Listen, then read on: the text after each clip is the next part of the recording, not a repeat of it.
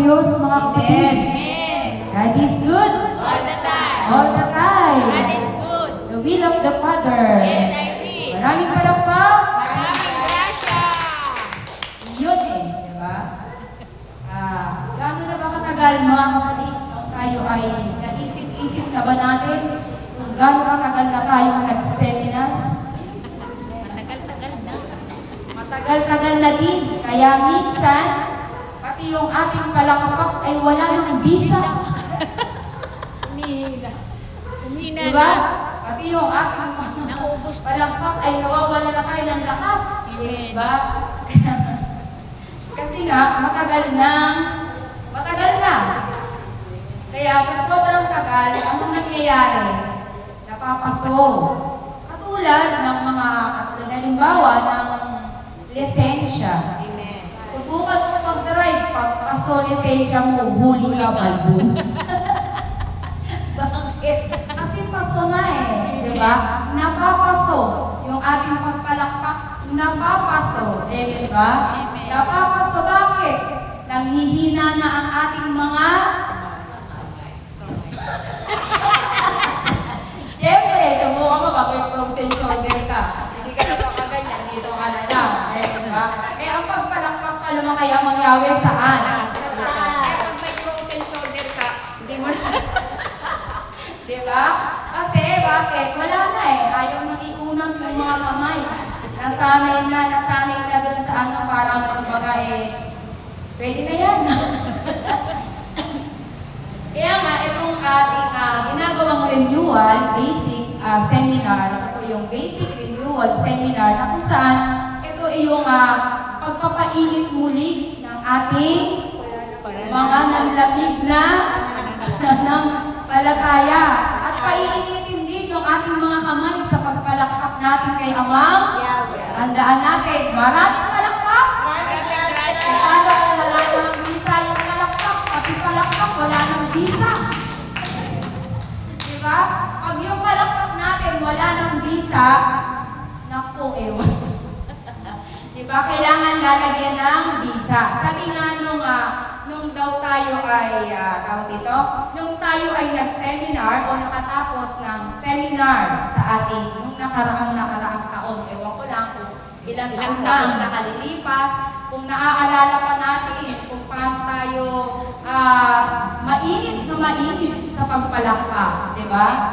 Naaalala natin noon talagang mainit. Pero sabi nga, ang panahon ay nagbabago. Kahit nga itsura natin, bago-bago na. Dati bata pa. Alam, dati buo pa yung ngipin. Dati buo pa yung ngipin ko sa baba. Nabawasan. Diba? Nabawasan na yung ating ngipin. Kaya lahat ay lumilipas, lahat ay nagbabago, lahat ay napapaso. Kahit ang ating pananampalataya ay napapaso din. Kaya nga minsan, dahil yung ating mga dila ay nawawala na ng visa. Kaya nga sasabihin mo, ano ba yan? Ang tagal ko nang hinihiling, dasal ako ng dasal. Akalain mo yun. Hindi pa Hindi binibigay. binibigay. Bakit? Kasi wala ng visa. Kaya nga maiisip mo tuloy, natutulog ba ang Diyos? Natutulog ba? Kasi nga, yung pananalangin ay wala ng visa. Hindi na nagtataka ka. Bakit ko na nagdadasal? Bakit hindi tinutugon ng Diyos? Kasi ang ating mga dila ay wala ng visa. Yung kapangyarihan sa dila ay wala ng visa. Napaso na. Amen ba? Sino dito yung matagal nang hindi ng panalangin? Kapatid, ito yung pagkakataon. Present. Kaya nga, diba? Baka kasi yung ating pananampalataya ay napapaso. Kaya lahat ng ginagawa na ay dinadasal natin ay hindi na tinutugon ng Diyos. Kahit mga kapatid, ang pag-ibig natin ay napapaso. Amen. Bakit? Pag umiikli na yung ating pasensya. Pag lagi na tayong galit, wala na tayong pag-ibig. Pag sinabi ng asawa natin, bakit ba yung niluluto mo lagi na lang maalat? wala ng pag-ibig. Kaya lahat napapaso. Kaya dapat, itong pagkakataon na po, ito yung panahon para tayo ay mag-renew ng ating pananampalataya. Oo nga, nung ikaw ay nag-seminar, nakatanggap ka ng kapangyarihan sa dila. Binago na. Diba? Natanggap mo yung sinasabi ni Propeta Sefanias na oo, sa panahon iyon ay babaguhin ko ang inyong pananalita at kayong lahat ay bibigyan ko ng malinis na dila. Kaya kamusta naman ang mga dila? O, natanggap mo nga ang pagbabago. Ang tanong, ginamit mo ba? Hindi mo ginamit kasi bakit? Natatakot ako. Diba? Natatakot ako gamitin. Diba? Hindi na natin ginamit. Miski sa pagpupuri sa Diyos, hindi na natin ginagamit. Kaya yung pagbabago ng panahon na yun, na tinanggap mo na mabago ang iyong pananalita, nung panahon iyon, at hindi mo ginamit, iyan ay nawalan na ng visa. Kaya dapat lalagyan natin ng visa, parang lisensya. Ngayon, sobrang tagal na ng bago mag-expire. 10 years. 10 years. Oh, eh siguro naman kayo, tagal nyo na mga graduate. Ilang taon na ba tayo graduate? No? Ilang taon na ba? 10 taon? Diba? Yung mga iba, 30 years.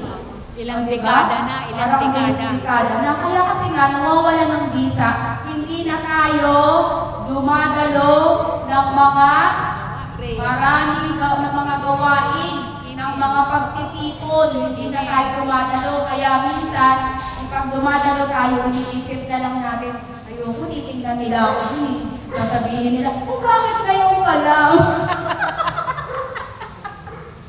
Long Bakit time ngayon no ka see. lang? Long time no see. Diba? Kaya tuloy, kinakain ka na ng ganong sistema. Kaya ngayon, kapatid, praise the Lord, present ka. Diba? Para mabigyan ng visa ang ating pananampalataya. Mahalaga ba na tayo ay mabuhay o maging mainit ulit ang ating pananampalataya? Amen. Mahalaga sapagkat ang pananampalataya ay gumagawa ng himala. Alam nga minsan, parang sabi mo, wala na yatang himala eh. Nasaan ang himala? Nasaan ang himala? Ano sabi ni Lord? Walang himala! Bakit? Ikaw mismo yung nagtanggal eh. Diba? Ang Diyos bigay ng bigay. Pero ikaw naman tanggal ka ng tanggal. Diba? Naglalamig na. Ayaw lang umaten. Ayaw lang dumalo sa mga gawain. Nakatwiran ako, eh bakit? Nagdadasal naman ako. Eh, nagdadasal yun na nga yun eh. Nagdadasal ka. Pero ang tanong, gaano na ba katagal nung ipinapanalangin mo at bakit hindi pa rin tinutugon? Baka wala kang visa. Eh, diba? Wala naman natin na malakas ang ating Panginoon.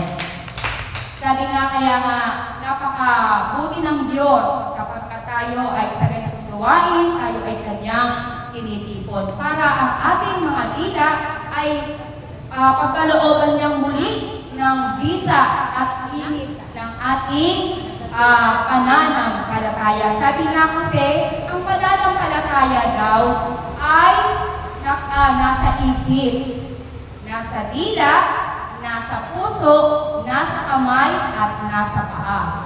Kapag ang iyong pananampalataya ay nasa isip lang, hindi po yan pananampalataya. Yan ay paniniwala lang. Naniniwala tayo na nagdadasal naman ako.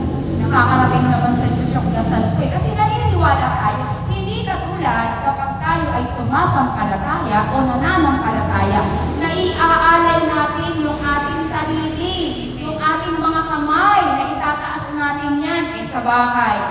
Oo, nagdadasal ka. Nagdadasal tayong lahat. Importante naman na tayong lahat ay magdasal. Pero yun na nga, hindi natin nagagamit ang ating mga kamay sa pagpupuri sa Diyos. Saan na natin ginagamit? Pananampal daw, oh. Sabi niya Ate Tess, pananampal. O baka naman sa ano na, ginagamit na natin sa pagtatantos. Sugal. Pintuan, di ba? Pero kapag ang ating kapag buhay ang ating pananampalataya, tayo ay nag-aalay ng ating mga kamay. Kaya natin ialay ang ating mga hita. Di ba? Para yung ating pananampalataya ay maging buhay.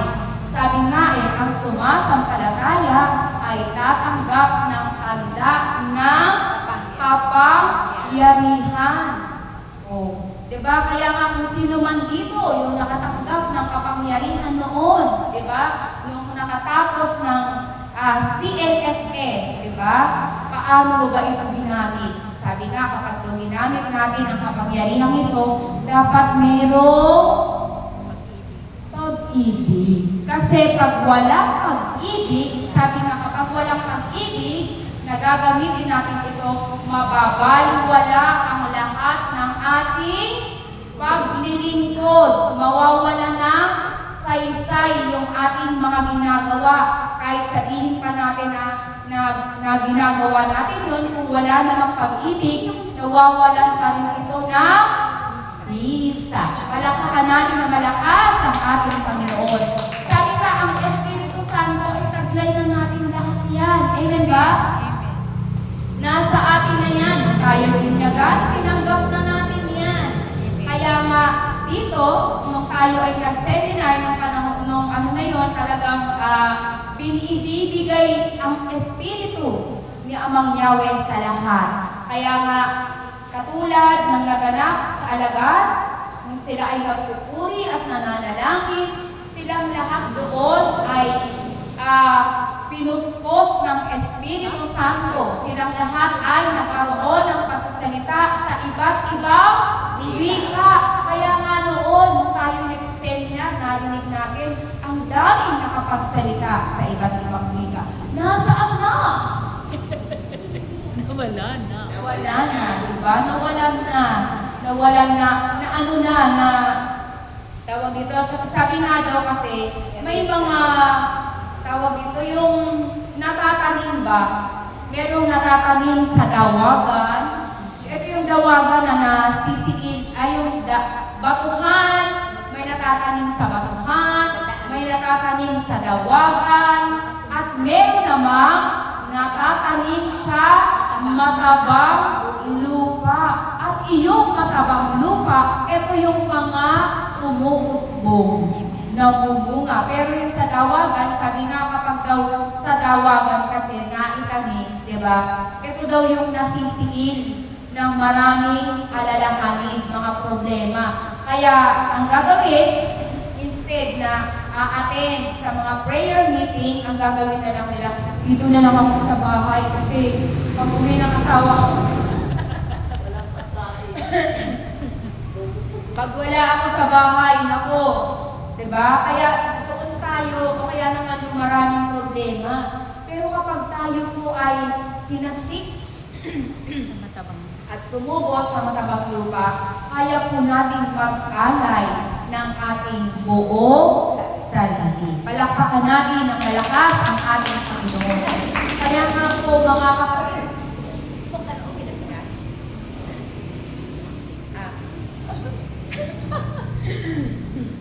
kaya nga mga kapatid, dito, etong ating ginagawang renewal na ito, dito natin kaiinitin muli. Gagamitin natin ulit ang ating mga dila. Dati kasi, kumbaga, hindi na natin nagagamit itong ating mga dila. Sapagkat marami na tayong alalahanin sa ating buhay.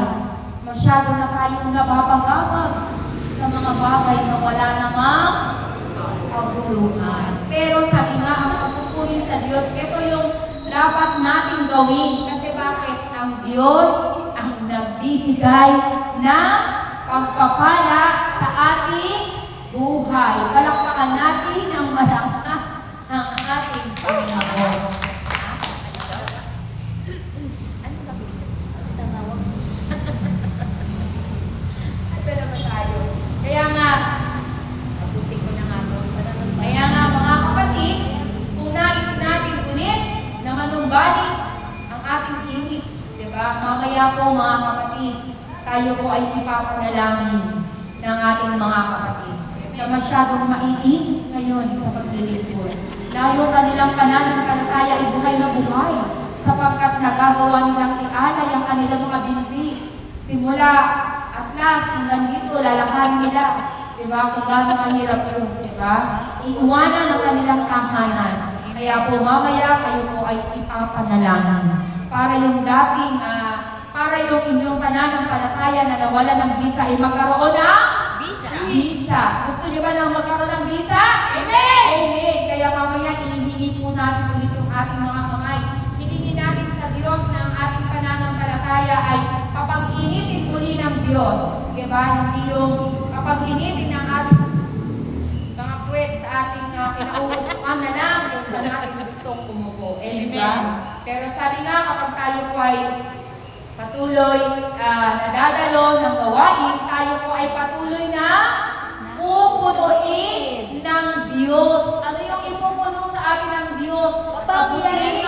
Kapangyarihan, mga yan, yung mga mabubuting gawain, ipupuno yan sa atin ng Diyos. Kaya nga mga kapatid, alam nyo, sabi nga kung meron pong 10 utos ang Diyos, sa charismatic po, merong panglabing isang utos. Ano yun? Ang mga charismatic ay bawal makipag-away. Ayun daw, sabi ko kay brother, ito mo. Diba? Ayan daw yung pinakalabing isang utos. Nakikipag-away ba kayo? Hindi. Kami ang pinaaway. Kayo ang praise the Lord. Kasi kapag lalo ka nakikipag-away, nawawalan lalo ng bisa. Diba? Kaya dasal ka ng dasal, hindi na dinidinig kasi nga walang away. Na lagi kang ikaway, na laging nakikipag-away. Kaya nga po, kung gusto natin na ang ating mga panalangin ay dinggin ng Diyos at yung ating dila ay mapuno ng bisa, dapat po tayo ay magtabong baba.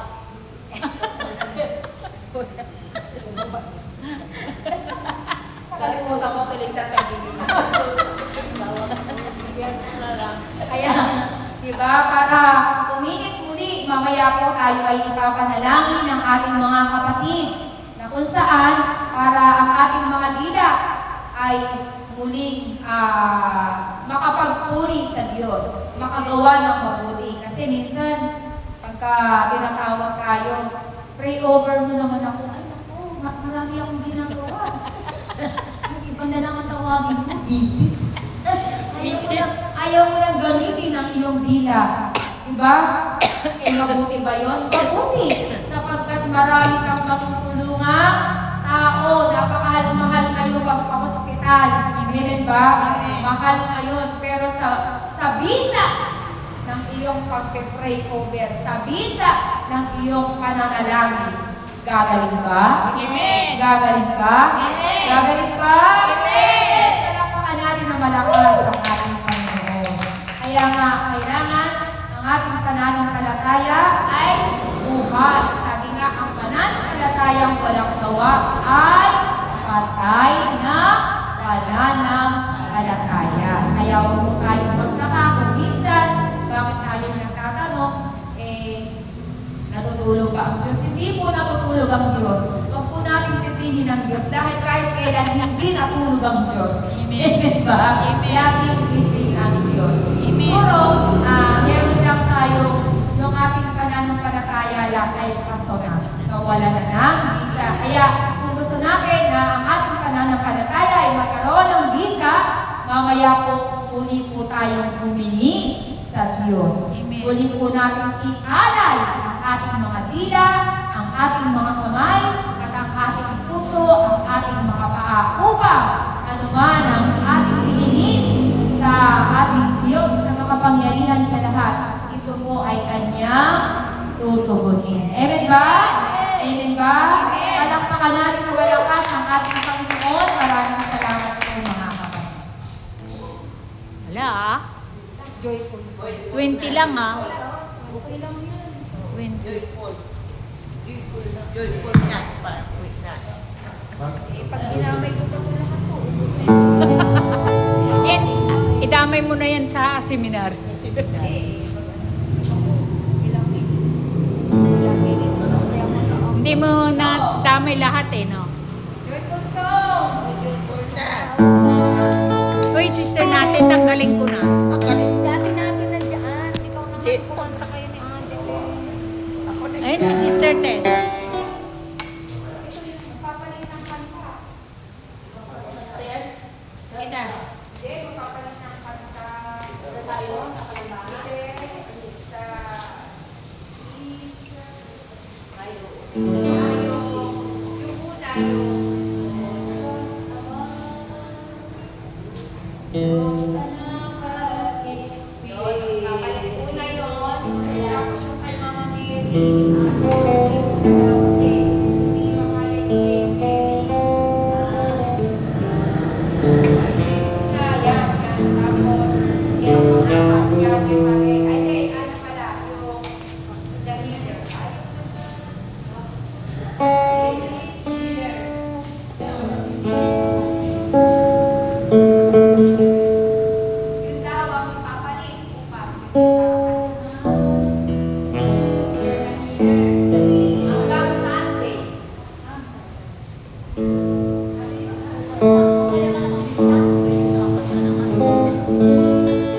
Sunday.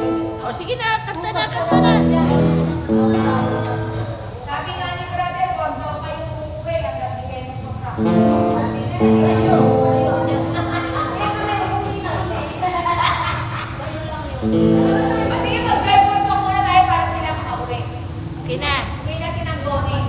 O, joyful na, joyful na. 10 minutes, tapos